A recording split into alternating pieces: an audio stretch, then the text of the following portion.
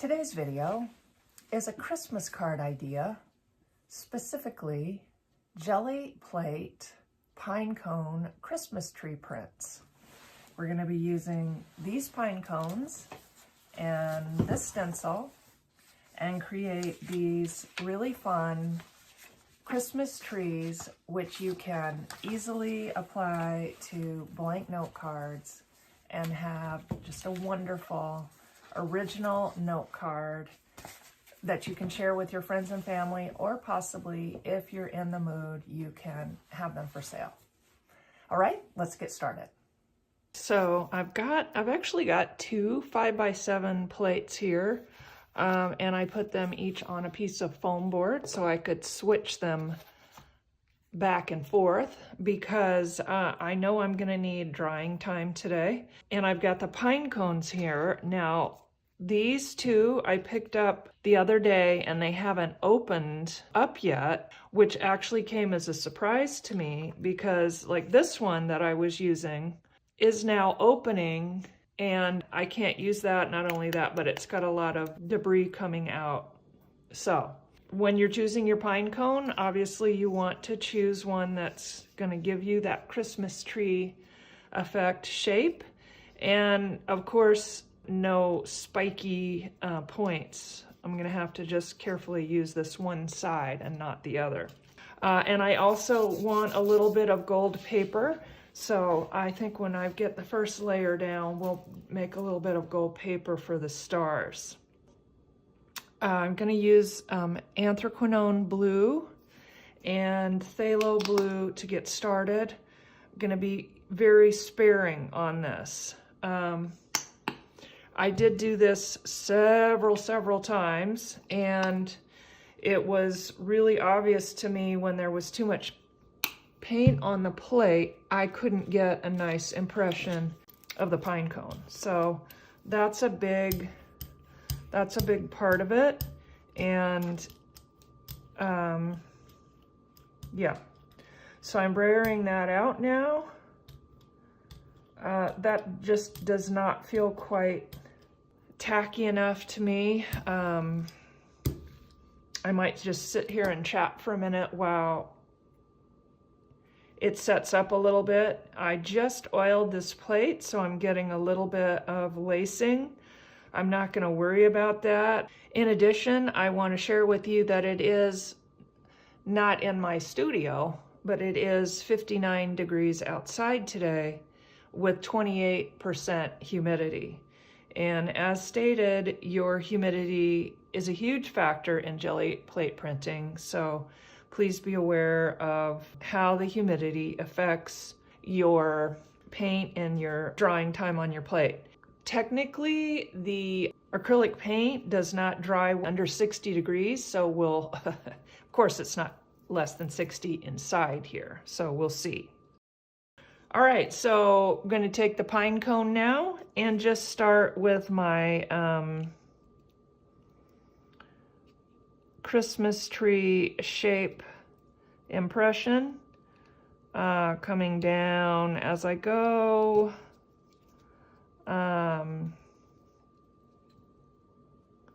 It's really not quite as much as I wanted, but it'll be okay. And we'll do just a little bit of at the top there. Yeah, that's tempting. I want to see a little bit more of that. There we go. This one's even better. Okay. All right, so there's our Christmas tree shape, and that needs to dry now thoroughly. And if you want a base on your tree, I looked for something I could stamp. I couldn't find anything. I was using a palette knife just to scrape away gently. Of course, you don't want it to be too sharp, but I was using a palette knife just to scrape out a little trunk there. I'm already realizing I put blue all the way down, which is not what I meant to do because I wanted to have the snowy base there. So let's just pick that up with a little bit of tape or wipe it off with a baby wipe, which would give a little softer base there. So do seem to have a little bit of pine cone residue on there.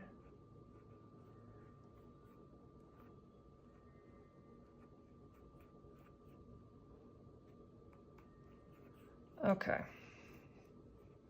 so that's going to be fine for our snowy base there. Let's really let that dry thoroughly.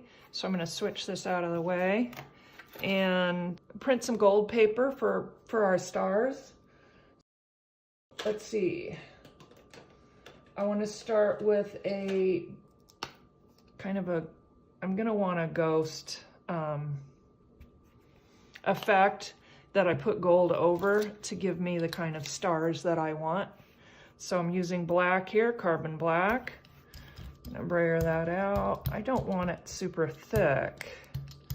And then just some kind of impression of, let's see, what do we want? A little bit of the honeycomb trivet. What else? A little bit of, just throw a little butterfly in there. I mean, you won't be able to see that in the gold balls. Okay, I'm gonna have to just take a little more black out of that because I want more gold, but not just direct straight gold, because I want some interest in there. Okay. You think that's enough, or take out a little bit more? Take out a little bit more. That could be interesting, huh? All right, now we'll do the gold. I'm gonna use iridescent bright gold.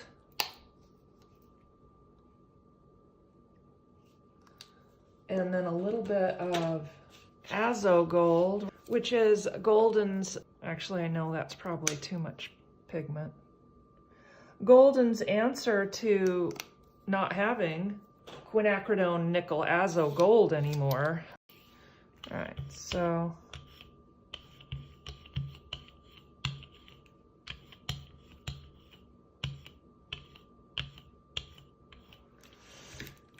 all right, we're going to put this paper on. Of course, you could use a larger plate to do this and make a bigger sheet, but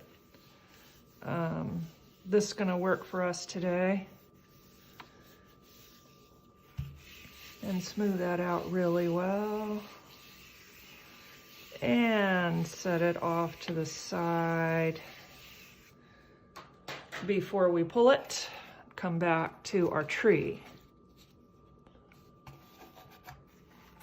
All right, so phase 2 for the tree. I'm gonna get some sap green hue. And some green gold, but just the tiniest tap of green gold. Oops. And use a brush. Now I'm using one of my watercolor brushes, my little Mountain Horse small brush.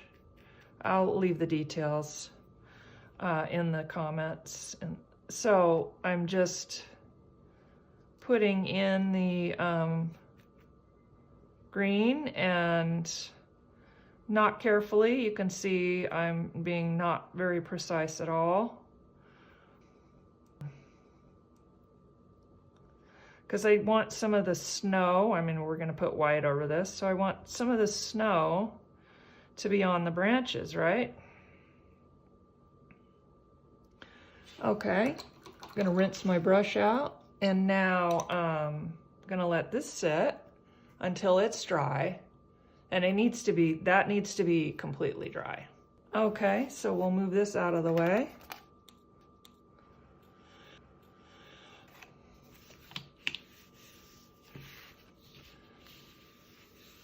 This may not be completely dry.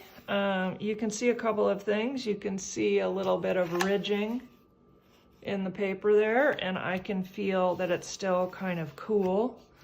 So just let me take a peek under here and see if I need to then let it sit a while longer or if it's ready.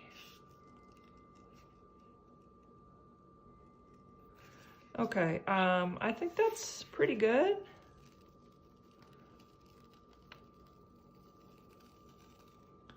I see some nice star material there. Yeah, that's gonna work.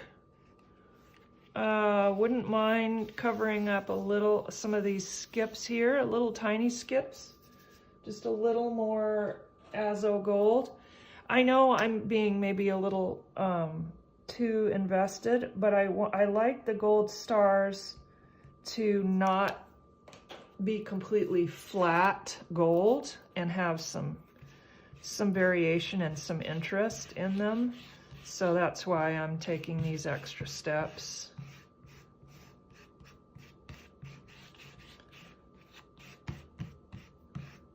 Okay, and that was just a little more azo gold and the catalyst wedge. All right, so I'm happy with that. I will show you, let that dry a little bit more, and we'll show you how to, well, show you how I cut stars out of this. Obviously, there's many better ways to probably do that. Let's start another tree since we're waiting for that one to dry. And a little more anthraquinone blue. I'm kind of putting that more in the center. And the phthalo blue around out the side of it. Again, I want to be just really careful I don't put too much paint on there and have it too juicy to give a good pine cone impression there.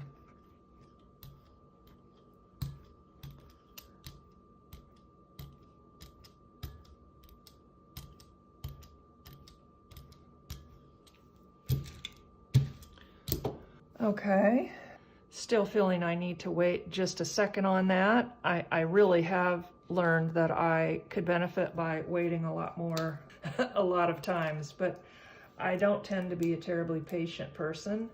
So, so that's why it's really important for me to have more than one thing going at a time.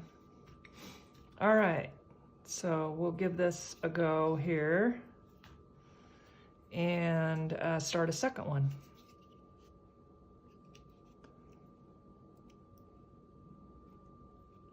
Yeah, this one's, you know, I don't know if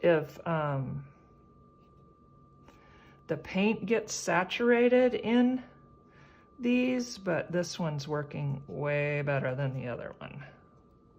Let's just go right over here. Yeah, I'm happy with that. Did the same thing on brayering the whole thing today at the bottom again. Okay, and this needs to be dry then, again, before we put the green on, and this green does not appear to be, well, maybe dry yet. Well, we'll give this a try now. Okay, so next coat is white. I want to put a little bit of ultramarine violet down here on the base as a little kind of shadow introduction. And use a smaller brayer on that.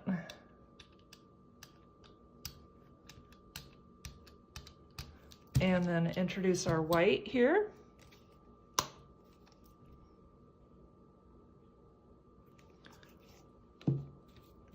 Okay.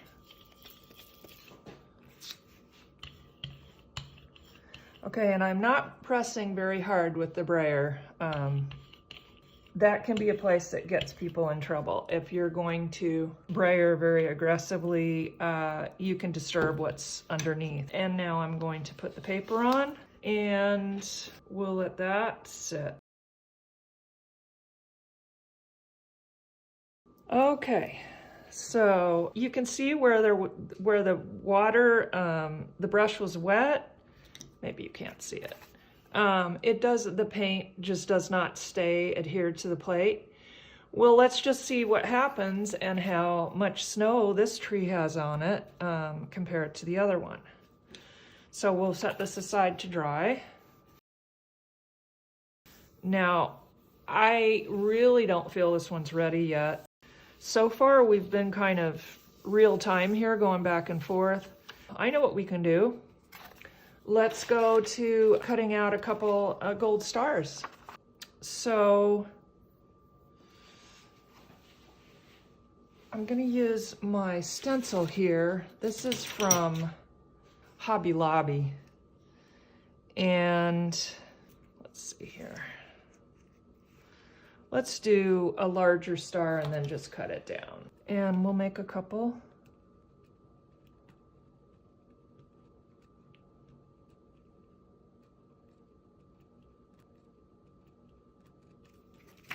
Can I see that? Yes, just barely. See how much more fun these are than just, 100% gold stars. Oh yeah, that one's great.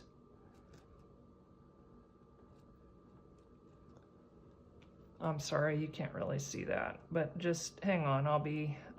We'll get the scissors up here and you can see. And we'll cut this out.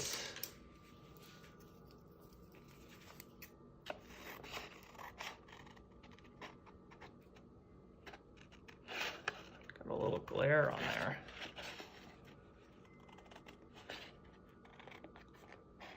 I don't think I need to cut them both out because I think you can clearly see and discern what to do for your own stars.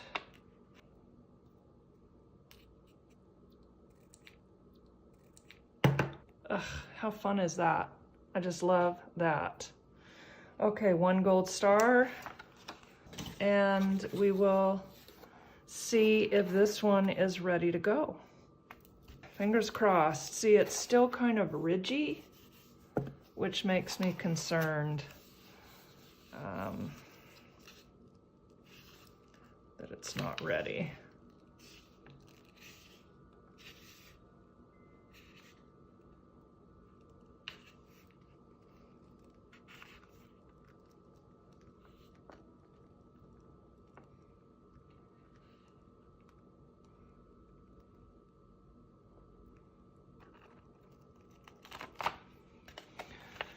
Okay, well that's not bad. We had some pine cone schmutz there, which left a skip in there, and this was from the lacing, but we can work with this. The snowy bottom is a little underwhelming, so let's go to doctoring mode. We'll do a little bit of nice snowy, so much better. Base there. A little bit more.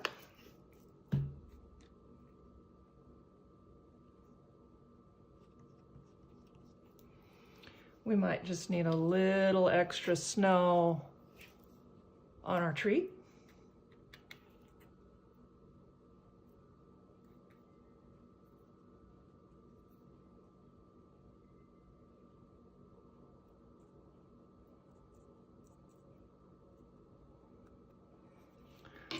Let's eliminate our white skips there. I'm going to use the phthalo blue.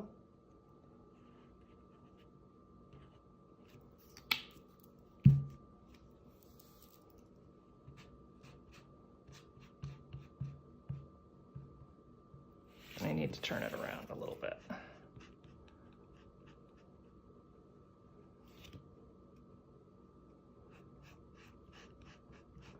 See how pretty that actually adds like atmosphere to the sky. And then of course we're going to come back in with our stars and spatters and It's gonna be fabulous.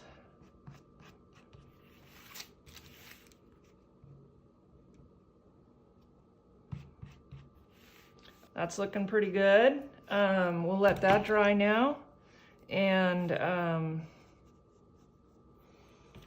yeah, we're getting close. You see how easy these are. Let's go ahead with the white coat on here, and then we'll work to finish up this other one.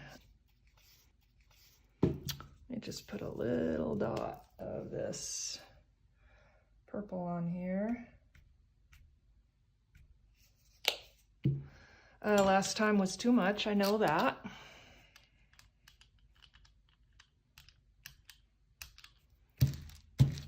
And then we'll put the white on here.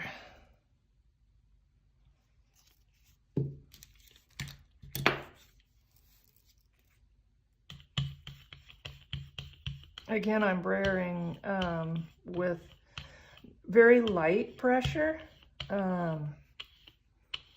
I know I don't usually talk about that, but it's just something I do automatically. So I'm thinking to mention it now. Okay, piece of paper. And we'll let that sit. Let's press it down really good, really well. And let that sit. Now to finish this one up, let's add the stars. I'm gonna do that with this little stencil from Stencil Girl. I'll put a supply list in the information. I'm using blue interference pigment, golden fluid acrylic, blue interference pigment, along with some titanium white acrylics, basics acrylics. And this is thicker and it seems to work better going through the stencil. I'm using these little, I forget what they're called, and normally I would put it on here, but I can't, these don't seem to be sticking for me now, so I'm just going to use the straight up little pad. So let's get a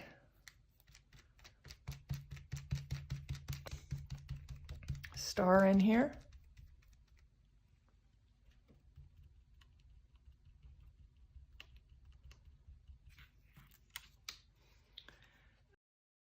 Smaller one here, just your discretion.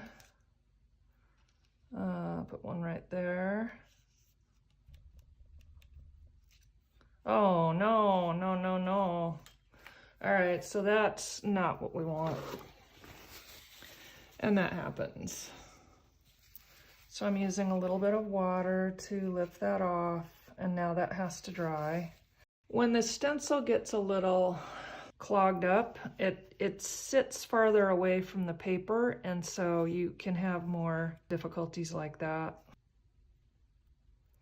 And I do have the jelly plate still underneath here, which helps the paper not move around. All right, I think you get the idea anyway. And then we'll just put a little snowfall on there. For that, I'm gonna use the the white fluid acrylic, get my brush wet a little bit and just spatter. Okay, here we go.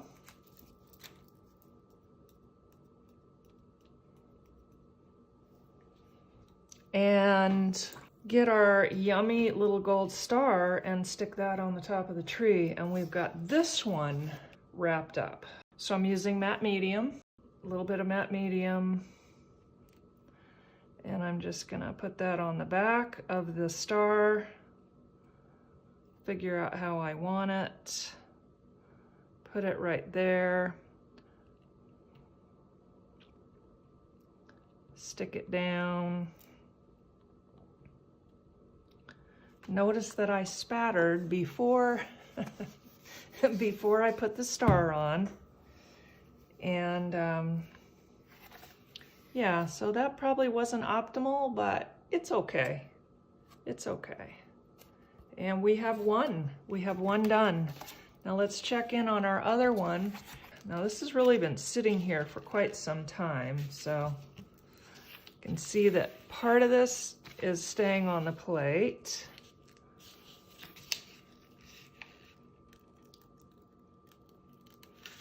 But that's okay, because this is for a 5x7 card.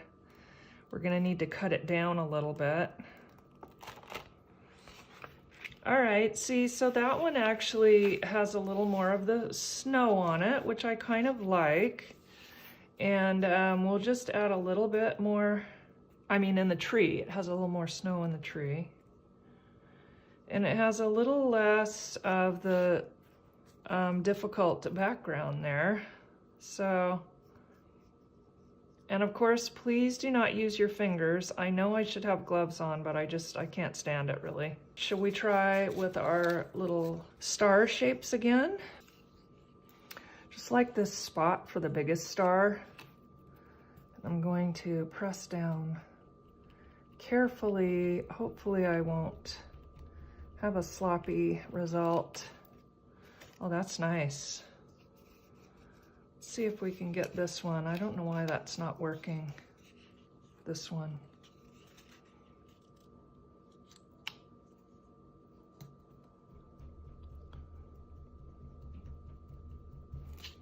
Better, better, better, yay.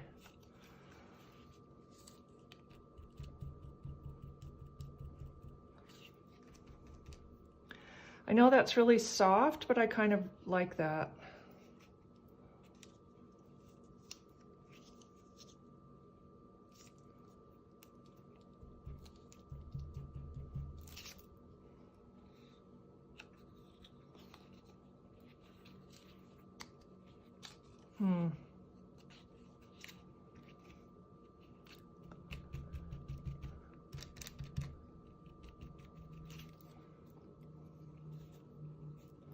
It's such a tiny little star. That worked too. Yay. Appreciate the easier results on this one. Okay, so let's spatter again. Maybe a little more wet. We'll just tap it. There we go. There we go. Oh, see? There we go. Yep. Hence the reason why you usually end up doing more than one. And we'll stick our little star on top of the tree, and we'll have two really lovely Christmas tree cards. Well, I'll be cutting these down and adhering them to cards that we made out of pine cones. How cool is that? Which way do I want it? I guess that way.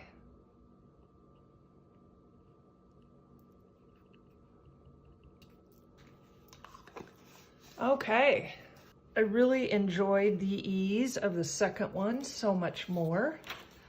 So we have this one that was the second one, and this one that was the first one. And I'm happy with both of them. Still have a good bunch of gold paper to use for stars, which I will. So I hope you had fun. This is Vicki Reed with Paint by Heart, and I will see you next time.